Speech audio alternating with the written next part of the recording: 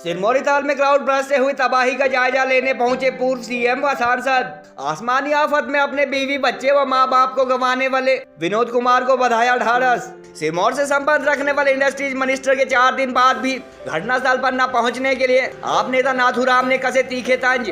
शिलाई से पूर्व विधानसभा प्रत्याशी रहे नाथूराम बोले, आखिरी वक्त में आपको सिरमौर वालों के कंधे ही उठाएंगे मंत्री महोदय। बाढ़ से प्रदेश में हुई अपनी तरह की सबसे बड़ी त्रासदी का जायजा लेने नहीं पहुंचे सुक्खू सरकार के मंत्री व विधायक। लोक कथाओं के मुताबिक सदियों पहले इसी तरह की आसमानी आफत से घरकत व बर्बाद हुई थी सिरमौर की यह पहली राजधानी। हिमाचल को पहला मुख्यमंत्री देने वाले सिरमौर के प्रदेश व देश के पिछड़े जिलों में गिने जाने की वजह आज भी सदियों पहले मिला नटनी का श्राप मानते हैं कुछ लोग। जनपद को नटनी के श्राप से मुक्त करवाने के लिए कुछ अर्सा पहले रेणुका जी के संतों द्वारा करवाया गया था विशेष यज्ञ। पत्रकारों द्वारा पूछे जाने पर पूर्व मुख्यमंत्री जयराम ठाकुर बोले, बाढ़ की आपदा से निपटने के लिए केंद्र सरकार द्वारा हिमाचल को उपलब्ध करवाई जा चुकी है करीब 1000 करोड़ की आर्थिक मदद। नेता प्रतिपक्ष ने इशारों में हिमाचल की कांग्रेस सरकार को वास्तविक बाढ़ पीड़ितों को समय पर मदद उपलब्ध करवाने की नसीहत भी दी। पूर्व ऊर्जा मंत्री एवं पाउंटा के एमएलए सुखराम चौधरी के समुदाय से बताया जाता है, बादल फटने से बर्बाद हुआ विनोद का परिवार। जो लड़का है जो जीवित उस परिवार से बचा है, वो अपने गांव में दूसरे परिवार को भी अपने घर में लाने के लिए गया, ऐसी मुझे जानकारी दी जब मैं मिला। लेकिन जब तक के लिए वो वापस आते तब तक के लिए उनका ही परिवार उनसे बिछुड़ गया। तो स्वाभाविक रूप से ये बहुत दुखद घटना है। सरकार की ओर से प्रयत्न हो रहे हैं कि मदद हो, केंद्र की ओर से हम मदद कर रहे हैं कि प्रदेश को ज़्यादा से ज़्यादा मदद हो। और ऐसे में मुझे और कुछ नहीं कहना है कि इस हादसे के कारण सचमुच में बहुत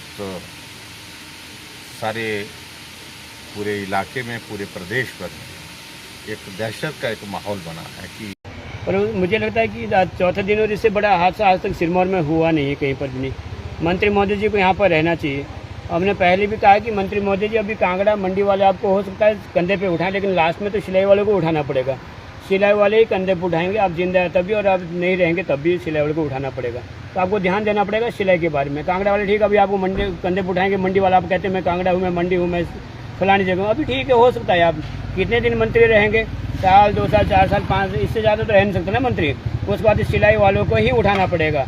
आप सिलाई के हो और आप सिरमौर के हो, सिरमौर को ही आपको झेलना पड़ेगा, सिरमौर को ही कैसे ही आपका वास्ता है। आप कह रहे मैं दिल्ली में हूँ, एमपी साहब भी दिल्ली थे, लेकिन आज सुबह दाह संस्कार से पूर्व ये पाउंटा साहब पहुँच गए थे। तो आपको भी आना चाहिए था, आपको देखना चाहिए। सिरमौर जिला की पहली राजधानी कहलाने वाले सिरमौरी ताल गांव में क्लाउड बर्स्ट से हुई बर्बादी का जायजा लेने आज हिमाचल के पूर्व मुख्यमंत्री जयराम ठाकुर व लोकसभा सांसद सुरेश कश्यप आदि पहुंचे और स्थानीय विधायक भी उनके साथ मौजूद रहे। जयराम ठाकुर ने क्लाउड बर्स्ट अथवा आसमानी आफत में अपने महज 9-10 साल के बेटी बेटा, 31 साल की पत्नी व माँ बाप को गंवाने वाले बाढ़ पीड़ित विनोद कुमार से भी मुलाकात की और उन्हें मुसीबत की इस घड़ी में खुद को संभालने की हिम्मत दी।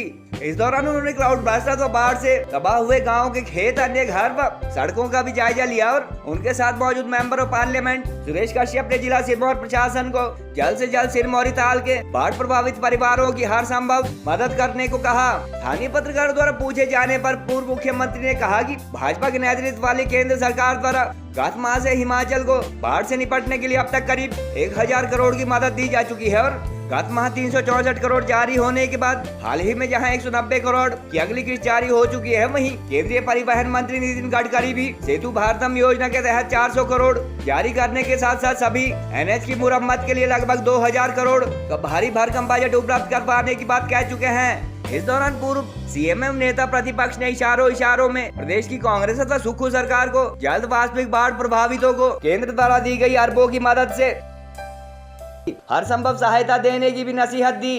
गौरतलब है कि 4 दिन पहले सिरमौरी ताल में बादल फटने व आसमानी आफत से प्रदेश में हुए अपनी तरह के इस पहले बड़े हादसे के बाद अब तक सुक्खू सरकार का कोई मंत्री व विधायक घटनास्थल पर नहीं पहुंचा है। हालांकि स्थानीय पूर्व विधायक एवं कांग्रेस नेता कर्णेश जंग जरूर यहां पहुंचे हैं और पीड़ित परिवार स्थानीय विधायक सुखराम चौधरी कम्युनिटी से संबंधित बताया जाता है। सिरमौर जिला अथवा पाउंटा के साथ लगते शिलाई से संबंध रखने वाले हिमाचल सरकार के कद्दावर मंत्री कहलाने वाले हर्षवर्धन चौहान के 4 दिन बाद भी घटनास्थल पर न पहुंचने के लिए सोशल मीडिया यूजर व आम लोग तरह तरह के कमेंट कर रहे हैं। शिलाई से आम आदमी पार्टी उम्मीदवार रहे नाथूराम चौहान ने तो आज यहां तक कह दिया कि मंत्री होने के दौरान बेशक कांगड़ा, चंबा व मंडी आदि जिला में हर्षवर्धन चौहान को कंधों पर उठाया जा रहा हो, मगर उन्हें ये नहीं भूलना चाहिए कि आखिरी समय में इंडस्ट्रीज मिनिस्टर को भी सिरमौर वालों के ही कंधे पर जाना है। गौरतलब है कि लोक कथाओं, सिरमौरी साहित्यकारों व लोकगीतों के मुताबिक कुछ शताब्दी पहले सिरमौरी ताल गाँव सिरमौर रियासत की पहली राजधानी हुआ करता था और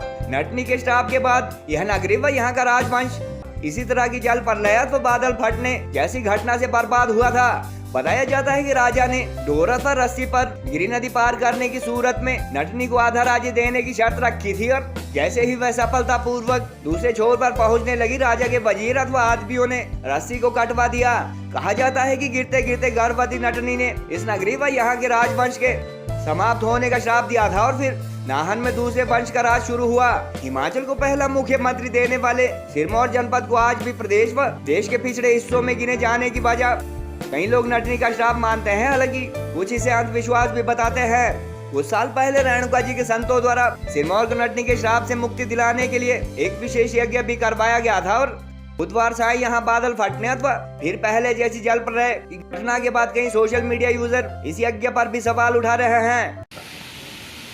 ऐसी जगह पानी पहुंचा है और जान माल की बहुत बड़ी क्षति थी। और ये जो परिवार जो जिनके 5 सदस्य हुए, वो परिवार वाले भी ऐसा मानते थे कि बाकी गांव की तुलना में, दूसरे घरों की तुलना में उनका घर सबसे सुरक्षित स्थान पर था। और जब बारिश तेज हो रही थी और उस बारिश के कारण उनको जब लगा कि इस प्रकार की स्थिति हो सकती है, तो वो जो लड़का है जो जीवित उस परिवार से बचा है, वो अपने गांव में दूसरे परिवार को भी अपने घर में लाने के लिए गया। ऐसी मुझे जानकारी दी जब मैं मिला। लेकिन जब तक के लिए वो वापस आते तब तक के लिए उनका ही परिवार उनसे बिछुड़ गया। तो स्वाभाविक रूप से ये बहुत दुखद घटना है। सरकार की ओर से प्रयत्न हो रहे हैं कि मदद हो, केंद्र की ओर से हम मदद कर रहे हैं कि प्रदेश को ज़्यादा से ज़्यादा मदद हो। और ऐसे में मुझे और कुछ नहीं कहना है कि इस हादसे के कारण सचमुच में बहुत सारे पूरे इलाके में, पूरे प्रदेश पर एक दहशत का एक माहौल बना है कि इस बाढ़ और बरसात के कारण जो हालात बन रहे हैं, जहाँ कल्पना भी की जा सकती कि यहाँ पानी पहुँच सकता है, जहाँ इस प्रकार का हादसा हो सकता है, वहाँ भी वो जगह भी सुरक्षित नहीं रही है। इस बात को लेकर के चिंता भी है। और जान की दृष्टि से अगर ठीक हूँ तो सबसे बड़ा नुकसान ये हुआ है जहाँ एक ही परिवार के 5 सदस्य चले गए।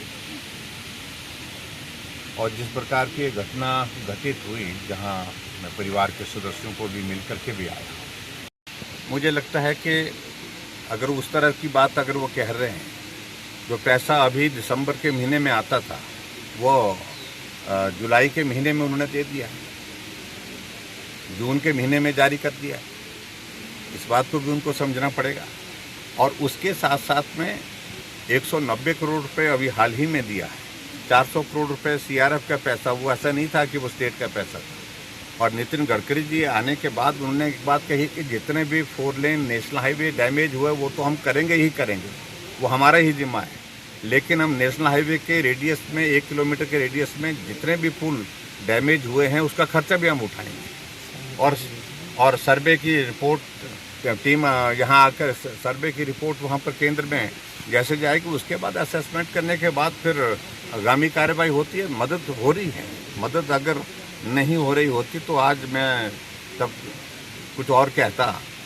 लेकिन मदद तो हिमाचल प्रदेश में केंद्र से लगातार हो रही है और ज़रूरत जितनी है उससे ज़्यादा मदद की है। इस बात को अब भी महसूस करते हैं। लेकिन शुरुआत हो गई। लेकिन ये कहना उचित नहीं है बार बार कि कुछ नहीं हो रहा है, कुछ भी मदद नहीं हो रही है। ऐसा कहना ये मैं समझता हूँ कि बहुत दुर्भाग्यपूर्ण है, गैर जिम्मेदार। जहाँ इस प्रकार की घटनाएं घटित होती है, राहत भी तुरंत पहुँचनी चाहिए। और उसके साथ साथ में उस इलाके में आकर के विधायक मंत्री वहाँ पहुँचे सरकार के, हमारे स्थानीय विधायक तो तुरंत पहुँचे और हमारे सांसद महोदय जी दिल्ली में 70 सेशन था, सेशन से आज सीधा दिल्ली से देहरादून आने के बाद फिर यहाँ पाउंटा में इस हादसे के कारण उस परिवार को मिलने के लिए पहुँचे। मैं प्रदेश से बाहर था और प्रदेश से बाहर होने की वजह से मैं भी आज सीधा चंडीगढ़ एयरपोर्ट पहुँचने के बाद सीधा यहाँ आया हूँ। मेरा इस पर ज़्यादा कुछ कहने का नहीं है, लेकिन सरकार को तुरंत ऐसे हादसों में आकर के दुख भी साझा करना चाहिए और मदद के लिए भी हाथ बढ़ाते। जहाँ प्रदेश सरकार की बात है, मैं उनसे इस बात के लिए आग्रह करूँगा, मैं ज़्यादा कुछ कहना नहीं चाह रहा हूँ, कि वो जो राहत आ रही है वो जो प्रभावित परिवार हैं, प्रभावित लोग हैं, उन तक जल्दी पहुँचे, मदद जल्दी करने का, क्योंकि ऐसी आपदा की घड़ी में सबसे महत्वपूर्ण चीज़ होती है कि राहत तुरंत पहुँचे। सरकार की तरफ से फ़ोन के सिवा कोई काम नहीं हुआ कि चलो फ़ोन कर दिया हमने, कह दिया हमने, पर मुझे लगता है कि चौथे दिन और इससे बड़ा हादसा आज तक सिरमौर में हुआ नहीं है कहीं पर भी नहीं। मंत्री महोदय जी को यहाँ पर रहना चाहिए।